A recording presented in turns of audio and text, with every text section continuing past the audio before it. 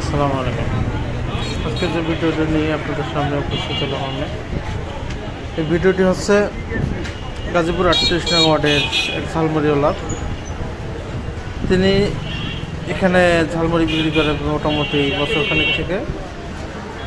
তার এখানে ঝালমুড়ি এত পরিমাণে তিনি ঝালমুড়ি বিক্রি করেন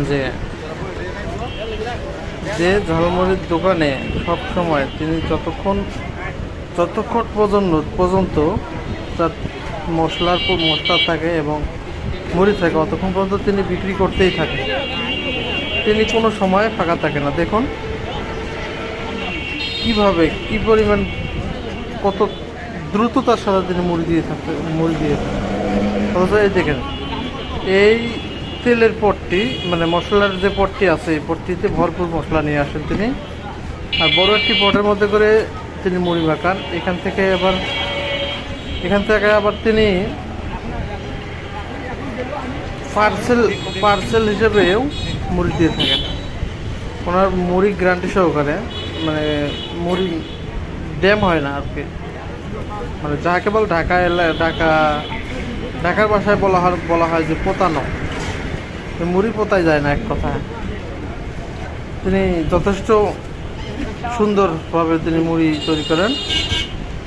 মুড়িগুলো অনেক সুন্দর, খেতেও সুস্বাদু, অনেক ভালো লাগে একবার খেলে। তিনি এই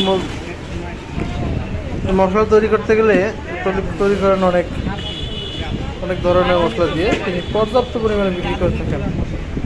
মোটামুটি দিনে তিনি 5 থেকে 6 হাজার টাকার গরম মশলা ঝালমুড়ি বিক্রি করে থাকেন।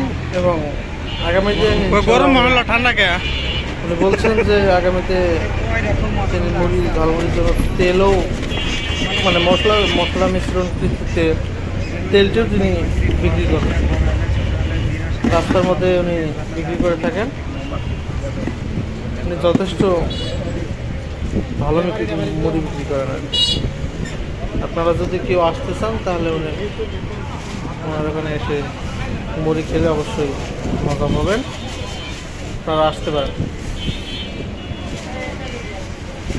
কত সুন্দর করে কত বড় একটি বোলের মতো মুড়ি মাখান। তিনি মুড়ির মধ্যে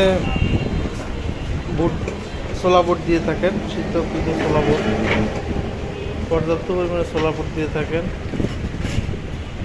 পেঁয়াজ কুচি দিয়ে থাকেন, মরিচ কুচি দিয়ে থাকেন। অন্তত পরিষ্কার পরিচ্ছন্নতার সাথে তিনি তার মুড়ি বিক্রি করে থাকেন।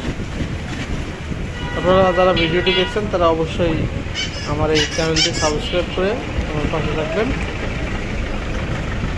এবং অনেক ভালো মানের মুড়ি খেতে চাইলে গাজীপুর 38 নং ওয়ার্ড, গাজীপুর মহানগর আপন বাজার আপনারা আসতে পারেন।